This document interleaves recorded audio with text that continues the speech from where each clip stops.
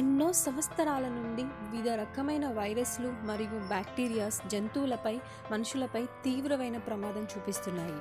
కొన్ని వ్యాధులకి మందు కనిపెట్టలేక చాలామంది చనిపోతున్నారు. అయితే మనందరికీ స్మాల్ పాక్స్ అనే వ్యాధి గురించి తెలుసు. అయితే ఒక్కసారి ఆ వ్యాధి వస్తే 30% వరకు చనిపోయే అవకాశం ఉంది.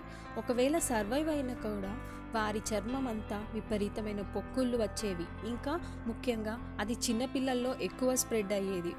1796 సంవత్సరంలో ఎడ్వర్డ్ జెన్నర్ అనే సైంటిస్ట్ స్మాల్ పాక్స్కి వ్యాక్సిన్ కనిపెట్టారు. ఇదే ప్రపంచంలోని మొదటి వ్యాక్సిన్. ఇంకా తర్వాత కాలంలో పోలియో, ఇన్ఫ్లుయెంజా ఇలా 25కి పైగా ఎన్నో ప్రమాదకరమైన డిసీజెస్కి శాస్త్రవేత్తలు వ్యాక్సిన్ని కనిపెట్టారు. ఇంతకీ వ్యాక్సిన్ అంటే ఏమిటి? మన ఇమ్యూన్ సిస్టమ్ ఎలా పనిచేస్తుంది? ఇలా ఎన్నో ఇంట్రెస్టింగ్ విషయాలని ఈ వీడియోలో తెలుసుకుందాం. వ్యాక్సిన్ ఇదో రకమైన మెడిసిన్. మన ఇమ్యూన్ సిస్టమ్ డిసీజ్తో ఫైట్ చేయడానికి వ్యాక్సిన్ ఇమ్యూన్ సిస్టమ్కి హెల్ప్ చేస్తుంది. అయితే ఒక వైరస్ అండ్ బ్యాక్టీరియా శరీరంలోకి వచ్చినప్పుడు మన ఇమ్యూన్ సిస్టమ్ ఎలా పనిచేస్తుంది అనేది తెలుసుకుందాం. ఎందుకంటే ఇది తెలిస్తేనే వ్యాక్సిన్ మన శరీరంలో ఎలా పనిచేస్తుంది అనేది తెలుస్తుంది. మన బాడీలో ఆల్రెడీ కొన్ని కోట్ల బ్యాక్టీరియాస్ అండ్ వైరసెస్ ఉంటాయి, కానీ అవన్నీ వ్యాధులకు కారణం కావు.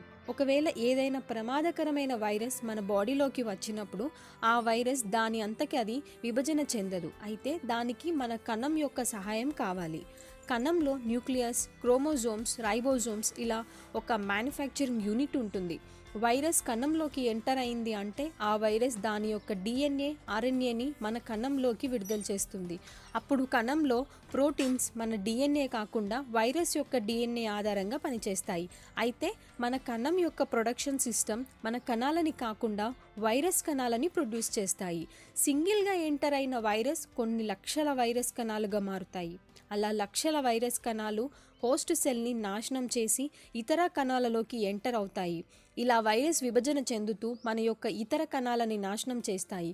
అప్పుడు మన ఇమ్యూన్ సిస్టమ్ కణాలు నాశనం అవ్వడం గమనించి వైరస్ని గుర్తిస్తుంది. అయితే మనకి వైట్ బ్లడ్ సెల్స్ అంటే కొంత ఐడియా ఉంది. సెల్స్ వైరస్ని నాశనం చేస్తాయి, యాంటీబాడీస్ని విడుదల చేస్తాయి. ఇక్కడ మనం ఒక విషయం గమనించాలి. వైరస్ సర్ఫేస్ పైన అంటే దాని యొక్క చర్మం పైన ఇలాంటి ప్రోటీన్స్ ఉంటాయి. ఆ ప్రోటీన్స్ కూడా ఒక్కోటి ఒక్కో షేప్ లాగా ఉంటాయి. అలా ఒక్కో రకమైన వైరస్కి దాని సర్ఫేస్ పైన దాని డిఫరెంట్ షేప్స్తో ప్రోటీన్స్ ఉంటాయి. అంటే ఎబోలా వైరస్కి దాని సర్ఫేస్ పైన డిఫరెంట్ షేప్తో ప్రోటీన్స్ ఉంటాయి. అలా ఒక్కో డిసీజ్కి ఒక్కో షేప్లో ఉంటాయి. ఇలా ఉండగా వైట్ బ్లడ్ సెల్స్ యాంటీబాడీస్ని ప్రొడ్యూస్ చేస్తుంది కదా, ఆ యాంటీబాడీస్ కూడా డిఫరెంట్ షేప్స్తో ఉంటాయి. ఎందుకు అలా ఉంటాయంటే యాంటీబాడీ షేప్కి వైరస్ సర్ఫేస్ మీద ఉన్న ప్రోటీన్ని హోల్డ్ చేయగలగాలి. అప్పుడే యాంటీబాడీ వైరస్ని చంపగలుగుతుంది. కాబట్టి వైరస్ ప్రోటీన్స్కి మ్యాచ్ అయ్యే యాంటీబాడీస్ని నిరంతరం చెక్ చేస్తాయి. ఎలా అంటే ఒక లాక్కి దానికి సరిపడే కీ ఉంటేనే ఆ లాక్ ఓపెన్ అవుతుంది. ఇతర కీ ట్రై చేస్తే ఆ లాక్ ఓపెన్ అవ్వదు. అలానే ఇక్కడ కూడా జరుగుతుంది. ఇలా వైరస్కి సరిపడే యాంటీబాడీస్ని చెక్ చేయడానికి ఇమ్యూన్ సిస్టమ్కి కొంత టైం పడుతుంది. ఈలోపు వైరస్ విపరీతంగా రెట్టింపు అవుతుంది. దాంతో మనకి జ్వరం రావటం, అలసట కలగడం వంటివి జరుగుతాయి. ఎప్పుడైతే వైరస్ ప్రోటీన్స్కి మ్యాచ్ అయ్యే యాంటీబాడీ దొరుకుతుందో అప్పుడు వైట్ బ్లడ్ సెల్స్ ఆ పర్టికులర్ యాంటీబాడీ షేప్తో ఉండే కొన్ని లక్షల యాంటీబాడీస్ని తయారు చేసి శరీరం అంతటా పంపిస్తుంది. ఆ యాంటీబాడీస్ వైరస్ని నాశనం చేయడం లేదా డియాక్టివేట్ చేయడం జరుగుతాయి. ఇక్కడ కొన్ని వైట్ బ్లడ్ సెల్స్ ఆ వైరస్ యొక్క డేటాని భద్రపరుచుకుంటాయి. ఎందుకంటే మళ్ళీ అదే వైరస్ వస్తే దానికి సరిపడా యాంటీబాడీస్ని వెతకనవసరం లేదు. డైరెక్ట్గా అటాక్ చేయడానికి ఆ డేటాని స్టోర్ చేసుకుంటాయి. ఇది మన ఇమ్యూన్ సిస్టమ్ పనిచేసే తీరు. అయితే ఇప్పుడు మనం వ్యాక్సిన్స్ ఎలా పనిచేస్తాయో తెలుసుకుందాం. చాలా వరకు వ్యాక్సిన్స్ అన్ని డిసీజెస్కి సంబంధించిన బ్యాక్టీరియా లేదా వైరస్ నుండి తయారు చేస్తారు. అంటే పోలియో వ్యాధికి పోలియో వైరస్ నుండి మరియు రేబీస్ వ్యాధికి రేబీస్ వైరస్ నుండి వ్యాక్సిన్ తయారు చేస్తారు అన్నమాట. అయితే వ్యాధికి సంబంధించిన వైరస్ని తీసుకొని కొన్ని కెమికల్స్, హీట్ అండ్ రేడియేషన్ ద్వారా దానికి చంపడం లేదా వీక్గా చేయడం చేస్తారు. దాంతో ఆ వైరస్లో ఉన్న జెనెటిక్ ఇన్ఫర్మేషన్ పోతుంది. కానీ ఆ వైరస్ మరియు దానికి సర్ఫేస్ పైన ఉన్న ప్రోటీన్స్ అలానే ఉంటాయి. అంటే ఇవి మన కణంలోకి వెళ్ళినా విభజన చెందవు. ఒకవేళ చెందినా పదుల్లో చెందుతాయి. దీనివల్ల ఎటువంటి ప్రమాదం మనకి జరగదు. అయితే కొన్ని డిసీజెస్కి సంబంధించిన వైరస్ని తీసుకొని దాన్ని చంపకుండా జీవించి ఉండేలా చేసి దాన్ని రిప్రొడక్షన్ చేసుకోలేని విధంగా చేస్తారు. అంటే దానికి వైరల్ ప్రాపర్టీస్ అన్నీ మార్చేస్తారు. వైరస్ బ్రతికే ఉంటుంది మరియు కణాల్లోకి వెళ్తుంది, కానీ విభజన చెందదు. మరికొన్ని వ్యాక్సిన్స్ పాయిజన్ నుండి కూడా తయారు చేస్తారు. ఏదైనా వైరస్ మరియు బ్యాక్టీరియా పాయిజనస్గా ఉంది, ఆ పాయిజన్ని ఇనాక్టివేట్ చేసేలా వ్యాక్సిన్ని తయారు చేస్తారు.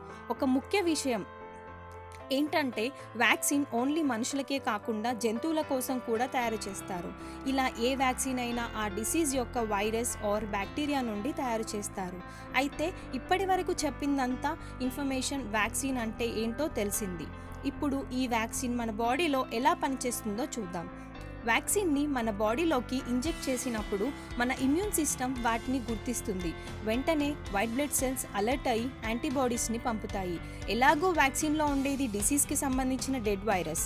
ఆ వైరస్ మల్టిప్లై అవ్వదు, కాబట్టి కొన్ని కోట్ల యాంటీబాడీస్ త్వరగా సర్ఫేస్ ప్రోటీన్ని హోల్డ్ చేసే యాంటీబాడీని వెతుక్కొని సరైనది దొరికిన తర్వాత ఆ వైరస్ని నాశనం చేస్తాయి. ముందు చెప్పినట్టుగానే వైట్ బ్లడ్ సెల్స్ ఇక్కడ కూడా వ్యాక్సిన్ నుండి వచ్చిన వైరస్ తాలూకు ఇన్ఫర్మేషన్ని వైట్ బ్లడ్ సెల్స్ స్టోర్ చేసుకుంటాయి. మళ్ళీ ఎప్పుడైనా యాక్టివ్గా ఉన్న వైరస్ బాడీలోకి ఎంటర్ అయితే స్టార్టింగ్ స్టేజ్లోనే మన ఇమ్యూన్ సిస్టమ్ దాన్ని అంతం చేస్తుంది. అయితే ఈ ప్రాసెస్ వినడానికి బాగానే ఉంటుంది, కానీ వైరస్కి వ్యాక్సిన్ తయారు చేయడం అనేది మామూలు విషయం కాదు. అయితే దానికి కొన్ని స్టేజెస్ ఉంటాయి. First stage exploratory stage. ఈ స్టేజ్లో పర్టికులర్ వైరస్ ఆర్ బ్యాక్టీరియా న్యాచురల్గా ట్రీట్మెంట్ చేయడమా, లేదా ఆల్రెడీ ఉన్న మెడిసిన్స్ ఇవ్వడమా, లేదా వైరస్ కణాలని మార్ఫింగ్ చేయడమా అనేది ఆలోచిస్తారు. తర్వాత ప్రీ క్లినికల్ స్టేజ్. ఈ స్టేజ్లో జంతువులపై వ్యాక్సిన్ని టెస్ట్ చేస్తారు. ముఖ్యంగా ర్యాట్స్ అండ్ మంకీస్ పైన టెస్ట్ చేస్తారు. వ్యాక్సిన్ ఇచ్చిన తర్వాత ఆ జంతువులలో ఇమ్యూన్ సిస్టమ్ ఎలా పనిచేస్తుందో చెక్ చేస్తారు. యానిమల్స్ ఆ వ్యాక్సిన్ని ఎదుర్కొన్న కొన్ని నెలల తర్వాత యాక్టివ్ వైరస్ని ఇంజెక్ట్ చేస్తారు. అప్పుడు జంతువుల యొక్క ఇమ్యూన్ సిస్టమ్ పర్టికులర్ వైరస్ గుర్తించి అంతం చేయగలుగుతుందా అని టెస్ట్ చేస్తారు. కేవలం ప్రీ క్లినికల్ స్టేజ్ పూర్తవడానికి 1 నుండి 2 సంవత్సరాలు పడుతుంది. ఈ స్టేజ్ సక్సెస్ అయిన తర్వాత క్లినికల్ డెవలప్మెంట్ స్టేజ్ ఉంటుంది. వ్యాక్సిన్ తయారు చేసే ప్రతి కంపెనీ FDA అంటే ఫుడ్ అండ్ డ్రగ్ అడ్మినిస్ట్రేషన్, FDAలోని ఇన్వెస్టిగేషనల్ న్యూ డ్రగ్ అనే ప్రోగ్రామ్ కింద అప్లై చేసుకోవాలి. ఆ డ్రగ్ని ఎలా తయారు చేశారు, ఎలా టెస్ట్ చేశారు అని వారికి ప్రూఫ్స్తో సహా వివరించాలి. ఇలా అప్లికేషన్ పెట్టిన కొన్ని రోజులకి అప్రూవ్ వస్తుంది. అప్పుడు అసలైన క్లినికల్ డెవలప్మెంట్ స్టార్ట్ అవుతుంది. స్టేజ్లో 3 ఫేజెస్ ట్రయల్స్ ఉంటాయి. ఫస్ట్ ఫేజ్ ట్రయల్లో 100 కంటే తక్కువ మందికి వ్యాక్సిన్ని ఇస్తారు. అప్పుడు వాళ్ళల్లో వ్యాక్సిన్ ప్రభావం ఎలా ఉందో కొన్ని రోజులు మానిటర్ చేస్తారు. అలా ఫస్ట్ ఫేజ్ ట్రయల్స్ సక్సెస్ అవుతేనే సెకండ్ ఫేజ్కి వెళ్తారు. సెకండ్ ఫేజ్లో కొన్ని వందల మంది పైన వ్యాక్సిన్ని ఇస్తారు. వారి ఇమ్యూనిటీ పైన డోస్ పెంచడంపై చాలా జాగ్రత్త వహిస్తారు. అలా ఆ వ్యాక్సిన్ ప్రభావం ఎలా ఉందో నిరంతరం మానిటర్ చేస్తారు. ఇది సక్సెస్ అయిన తర్వాతే థర్డ్ ఫేజ్ ట్రయల్ ఉంటుంది. ఆ ఫేజ్లో 1000 నుండి 10,000 మంది ప్రజలపైన ట్రయల్స్ చేస్తారు. వారిలో వ్యాక్సిన్ ప్రభావం ఎలా ఉందో చెక్ చేస్తారు. యాక్చువల్గా ఈ ఫేజ్లో సైడ్ ఎఫెక్ట్స్ గురించి చూస్తారు. ఎందుకంటే 10ల్లో 100ల్లో టెస్ట్ చేసినప్పుడు సైడ్ ఎఫెక్ట్స్ అంతలా కనిపించవు. అదే వేలల్లో టెస్ట్ చేస్తే ఆ సైడ్ ఎఫెక్ట్స్ ఎవరికో ఒకరికి కనిపిస్తాయి. ఆ సైడ్ ఎఫెక్ట్స్ని గుర్తించి అది కూడా ఎవరిలో ఉండకుండా చేయడానికి జాగ్రత్త పడతారు. ఇలా వివిధ వయసులో ఉన్న వారిపై వ్యాక్సిన్ని టెస్ట్ చేస్తారు. ఇందులో గుర్తుపెట్టుకోవాల్సిన విషయం ఏమిటంటే వ్యాక్సిన్లో కేవలం డెడ్ వైరస్ ఉంటుంది. దాన్ని ఇంజెక్ట్ చేసుకోవడం వల్ల ఎవరికీ ప్రాణాపాయం ఉండదు. ఇలా థర్డ్ ఫేజ్ ట్రయల్స్ సక్సెస్ అయిన తర్వాత కొన్ని కంపెనీస్ ఫోర్త్ ఫేజ్ ట్రయల్స్ చేస్తాయి. కానీ చాలా కంపెనీస్ థర్డ్ ఫేజ్ ట్రయల్స్ వరకే ఆపేస్తాయి. అయితే ఈ క్లినికల్ స్టేజ్కి కూడా 1 సంవత్సరం సమయం పడుతుంది. దాని తర్వాతే రివ్యూ అండ్ అప్రూవల్ స్టేజ్ ఉంటుంది. ఈ స్టేజ్లో హ్యూమన్ ట్రయల్స్ సక్సెస్ అయిన తర్వాత వ్యాక్సిన్ లైసెన్స్ కోసం FDAకి అప్లై చేస్తారు. తర్వాత మ్యానుఫ్యాక్చరింగ్ స్టేజ్. ఈ స్టేజ్లో లక్షల్లో వ్యాక్సిన్స్ని తయారు చేస్తారు. Next quality control stage. అంటే ప్రజల్లోకి వెళ్లే ముందు అనుకున్న విధంగా వ్యాక్సిన్ని తయారు చేశారా, ఇలాంటి కొన్ని సేఫ్టీ మెజర్స్ తీసుకుంటారు. ఒక వ్యాక్సిన్ తయారు చేయాలి అంటే ఇంత పెద్ద ప్రాసెస్ ఉంటుంది. కొన్ని వ్యాక్సిన్స్ 1 సంవత్సరంలో పూర్తయితే మరికొన్ని వ్యాక్సిన్స్ పూర్తిగా తయారవ్వడానికి 15 సంవత్సరాలు పట్టింది. అయితే పర్టికులర్గా ఇన్ని సంవత్సరాలు పడుతుంది అని చెప్పలేం. ఇప్పటికీ చికెన్ గున్యా, మలేరియా, HIV ఇలా కొన్ని వైరసెస్కి వ్యాక్సిన్ లేదు. అయితే ఏ వైరస్తో అయినా మన ఇమ్యూన్ సిస్టమ్ పోరాడుతుంది, కానీ HIVతో అలా కాదు. దానికి చాలా కారణాలు ఉన్నాయి. ఒక మెయిన్ కారణం ఏమిటంటే అది ఈజీగా మ్యూటేట్ అవుతుంది. ఒక్కసారి వైరస్ చేంజ్ అయితే దానిపైన వ్యాక్సిన్ పనిచేయదు. అయితే మనం ప్రస్తుతం కరోనా వైరస్ నుండి భయపడుతున్నాం, కానీ ఇప్పుడు ఆ భయం అవసరం లేదు. ఎందుకంటే మన భారత్ బయోటెక్ వారు కోవాక్సిన్ అనే వ్యాక్సిన్ని తయారు చేశారు. ఇంకా ఫైజర్, ఆస్ట్రాజెనికా వ్యాక్సిన్స్ కూడా అవైలబుల్గా ఉన్నాయి. ఈ వీడియో మీకు నచ్చినట్టయితే లైక్ చేయండి, కామెంట్ చేయండి, షేర్ చేయండి. And don't forget to subscribe my channel Sreeja facts Telugu.